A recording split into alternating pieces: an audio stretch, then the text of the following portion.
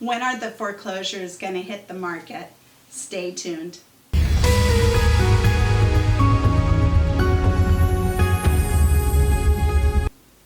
Hi there, thanks for watching this week's video. It's Shirley with Shirley's Real Estate Group, John L. Scott, and this is the BS Real Estate Show, buying and selling real estate, that is.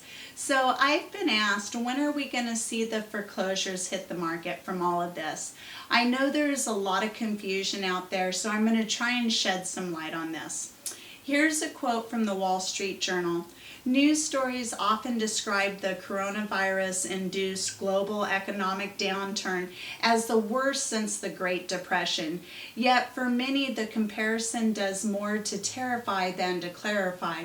So no doubt the headlines today or news reports are confusing as to what's actually going on.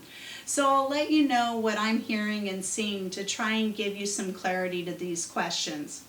So if you remember going back to April, we saw a little bit of economic decline in the first quarter, a significant decline in the second quarter, and then ultimately the forecast was in the third quarter for there to be an economic recovery in a V-shaped.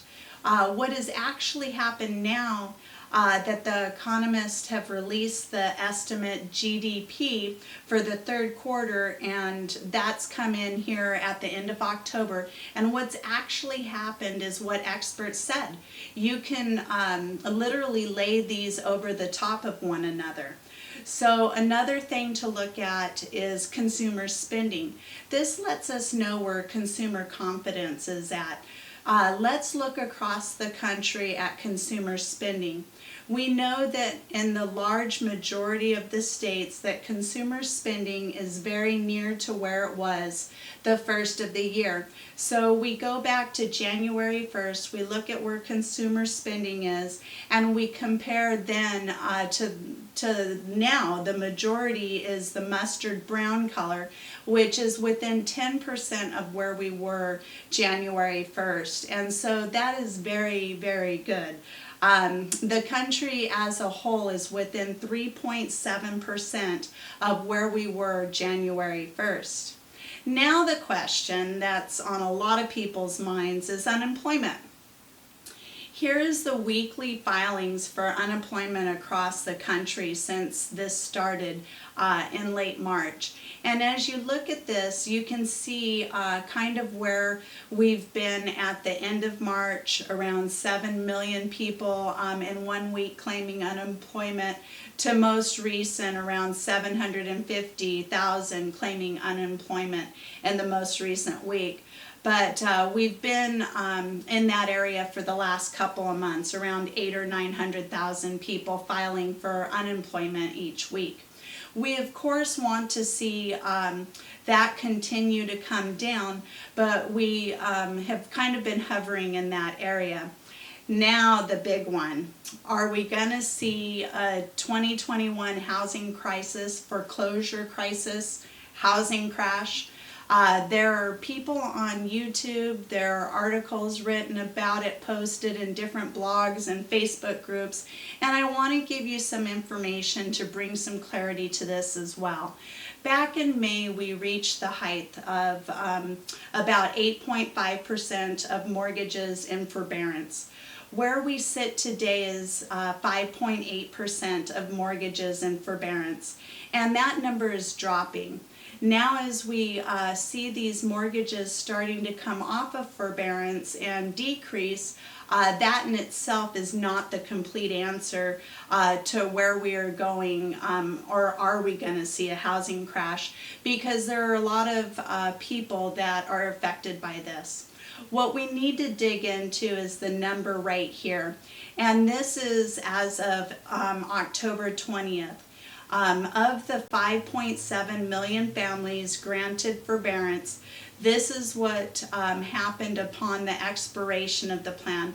So let's go from left to right here. The orange bar all the way over, almost 2.4 million extended their forbearance, giving them an extension of 180 days. The next blue bar and the green bar, so 44% of mortgages were removed while they were performing. These are the people that took it and said, we don't need it, we're going to move on.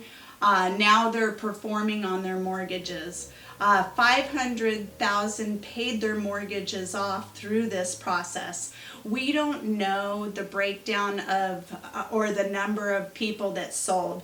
So there are probably some people in there that said, we can't afford the house, we're gonna sell it. But their mortgage was paid off during that time. So 44% of those expired while performing or paid off their mortgage. Now the next gray bar. There are 481,000 people expired while delinquent and in some form of loss mitigation. Think about this as a workout for their bank, tacking these payments on to the end, doing things that help them survive this, and the bank helping them work through this and use the forbearance plan for the way it was intended, and that's a good thing. The last bar there are 80,000 people expired while delinquent and are not in some form of loss mitigation. Now those are the ones that are susceptible at this point to some type of distress sale or foreclosure. I'm not saying all of those are going to turn into that, but those are the ones that could turn into that. It's not a significant number of those that took forbearance.